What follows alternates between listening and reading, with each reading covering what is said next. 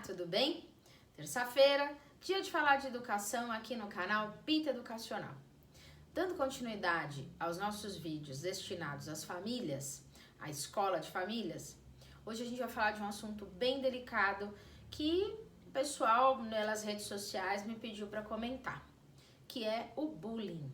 Sim, como é que as famílias, como é que os pais, as mães, todos os familiares podem lidar com essa questão tão grave para quem sofre o bullying e para quem pratica o bullying. Então, a primeira coisa que a gente tem que levar em consideração é o diálogo. É muito significativo que a gente abra um canal de conversa com os nossos filhos em casa, para sentir, para eles poderem ter a liberdade de falar sobre aquilo que os aflige, aquilo que está angustiando.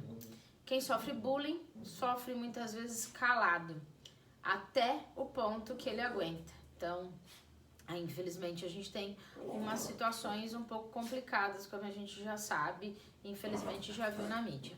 Ou ele parte para uma agressão maior e aí a gente tem algumas tragédias, ou ele tira a própria vida, isso a gente está falando do extremo. Mas, mesmo assim, é uma coisa que incomoda e muito. Eu queria começar com um exemplo bem legal que outro dia um grande amigo meu me deu, da escola da filha, que aconteceu com a filha dele, em que elas tiveram uma briga corriqueira na escola e os pais do menino pediram para ir até a casa dele para falar com a menina, e ao chegar lá, o menino tinha uma flor na mão e pediu desculpas para a menina por causa da briga, porque tinha empurrado ela. A menina também pediu desculpas porque ela disse que ela que tinha começado.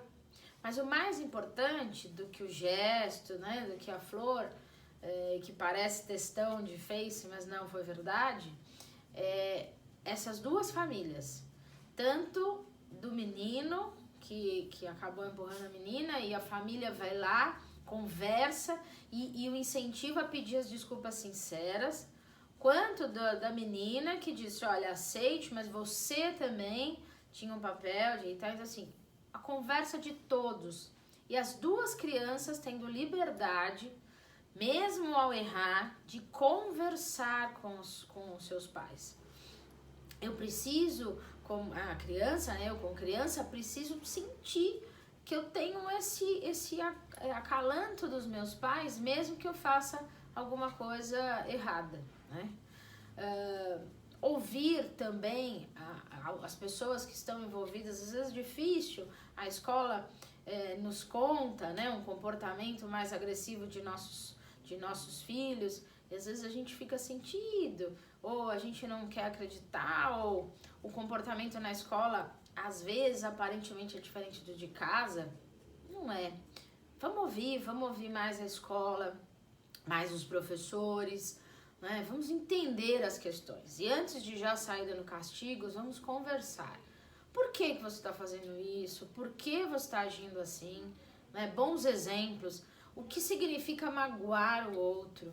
O que as suas palavras podem causar no outro? Claro que também tudo vem de um bom exemplo. Crianças aprendem com exemplo, Jovens também. Então, se eu vejo os meus familiares, as pessoas a que eu confio também, falando do outro, insinuando coisas ruins sobre o outro, é óbvio que eu vou aprender com esse modelo, Então, vale a nós também prestarmos atenção quando estamos conversando perto das crianças. O que nós estamos mostrando para eles? Quando a gente está dirigindo, que palavras a gente se refere ao outro? Quando a gente está num restaurante, como é que a gente fala com as pessoas que nos servem? Como é que a gente mostra para os nossos filhos o que o outro significa para nós? Então, assim, como é que a gente pode trabalhar esses exemplos no cotidiano? Como é que a gente pode falar disso se a gente também não fizer? Então, vale a pena a gente pensar nisso. Também é um ponto importante nós dialogarmos com os nossos filhos sobre o cyberbullying. Isso quer dizer, como é que as nossas palavras escritas, como é que isso pode magoar muito e causar um dano muito grande no outro.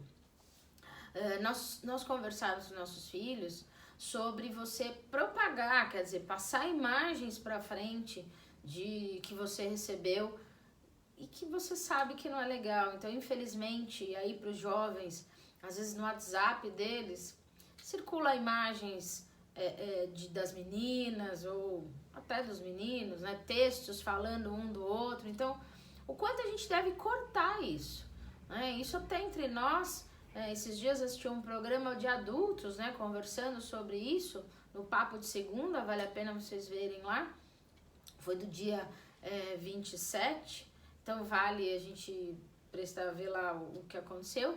Então eles discutiam quanto a gente também tem o poder de cortar a conversa, que eu acho ruim nos grupos, né? Nós todos estamos aprendendo a lidar com o WhatsApp, então vamos ensinar, vamos sentar e conversar. De quem é essa foto? Por que você vai passar para frente? Por que você está passando esse texto falando sobre alguém da escola, alguém da classe? Por que você está ajudando a alimentar isso no grupo? Como é que você pode impedir? Claro que principalmente os jovens têm muito medo de não ser aceito pelo grupo ou de ser a próxima vítima do bullying ou do cyberbullying. Então, o quanto a gente pode ser maduro e seguro e dizer, olha, isso não me interessa, não me importa, essa ofensa não me atinge. Quando eu tenho confiança da minha família, quando eu tenho confiança das pessoas próximas a mim. Outro item importante de nós conversarmos com os nossos filhos é sobre isso, sobre a ideia da empatia. Como é que eu me coloco no lugar do outro? Voltamos aos bons exemplos? Como é que a gente pode, assistindo a um programa de televisão, um documentário, parar para discutir essas situações com os menores ou com os maiores? Escolhe lá, tem umas coisas legais de vez em quando, tá todo mundo sentado ou relaxado, coloca lá um vídeo, tem bons vídeos no Quebrando o Tabu falando sobre isso, tem bons vídeos no YouTube, o YouTube tem material interessante, olha a gente aqui falando sobre esses assuntos, para mostrar para eles essas situações. Há depoimentos de pessoas que sofrem com o bullying e com o cyberbullying, né? Na empatia, vai pro exemplo. Como é que a gente conversa sobre a tragédia ou o sentimento do outro? Não só as coisas ruins, e quando acontece enchente a gente fica comovido, incêndio a gente fica comovido.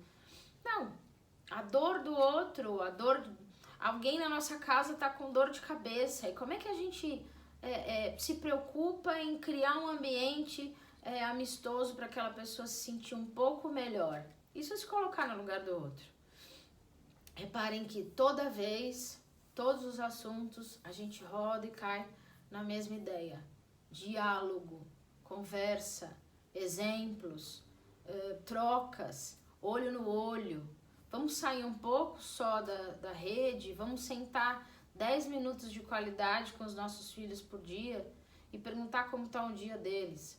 Se você reparar que o seu filho mudou o comportamento, não quer ir para a escola, está mais isolado, está mais triste, converse com ele, converse com as pessoas da escola. Faça do professor, do coordenador da sua escola, um aliado uma parceria nesse processo de formação do seu filho. A escola e a família precisam dialogar, não são inimigos, são amigos no sentido de que temos uma meta comum, né? Nós todos estamos aí para o bem dessa criança e deste adolescente e dessa formação de qualidade. Como é que a gente pode juntos trabalhar com os nossos filhos para que eles possam ter essa emoção controlada, esse amor, este carinho, e lidar também com os seus problemas, com as suas angústias, né? E espaço para conversa. Infelizmente, a gente está acabando o mês de setembro, a gente teve aí o Setembro Amarelo, um sinal para a gente pensar em quantas coisas, em quantas angústias estão ficando aqui, entaladas em todos nós, e a gente não está sabendo lidar. As redes sociais, elas só potencializam as coisas que a gente não conseguia lidar, né? Então, Por isso, esse cuidado com a palavra, o cuidado com a imagem, o cuidado com o que a gente passa para frente. Então, conversem muito com os seus filhos sobre não passar para frente uma imagem que não é legal, que denigre alguém, não falar do outro, respeitar as diferenças, entender que cada um tem sim as suas opções, os seus valores e que isso é super normal. Trate as diferenças normais, de uma maneira normal. Nós todos temos qualidades, nós todos temos defeitos, sim. Nós todos sabemos fazer muitas coisas, nós todos não sabemos fazer muitas coisas. Essa normalidade de que podemos viver todos juntos e que um pode ajudar o outro deve começar aqui em casa, para que a gente possa, sim, ajudar os nossos filhos a desenvolverem essas competências socioemocionais, essa relação com o outro, essa empatia. O mundo precisa disso. O mundo precisa de pessoas que olhem nos olhos dos outros, que ouçam verdadeiramente os outros, que respeitem a vontade do outro, né? Respeitar o outro. Eu quero ser respeitado? Ótimo, eu tenho os meus valores, que bom. Eu tenho esse direito, ele também. Então abrace o outro, abrace a ideia do outro, lide melhor com os conflitos. Quando os problemas surgirem, busque a solução, busque ajuda. Outro item legal de conversar com os nossos filhos: quando algo incomodar, procura alguém para poder desabafar em casa, no espaço escolar, para que isso não vire uma bola de neve. O mais importante é isso. E a parceria aí de novo, quero ressaltar e acabar nossa conversa falando disso. A parceria entre escola e família é algo importante. O alerta às vezes está bem próximo. A luz piscando amarela está bem ali. E às vezes a gente não repara por causa do cotidiano. Então repare no seu filho, converse com o seu filho, certo? Bom, quer saber mais sobre esse assunto? Hoje foi só um pouquinho para a gente pensar. Leva a escola da família para sua escola, tá bom? Vou ter muito prazer de ir lá na sua escola para a gente conversar com as famílias e trocar boas ideias. Gostou? Curte, compartilha, se inscreve no canal, aciona o sininho. Vai lá nas páginas sociais também, nas redes, no Pita Assessoria Educacional, no Face e no Instagram, que tem sempre um artigo legal, sempre uma discussão interessante que você pode gostar. Deixa sua sugestão também. E não esquece que sexta é dia de contar história, tá bom? Muito obrigada e até a próxima.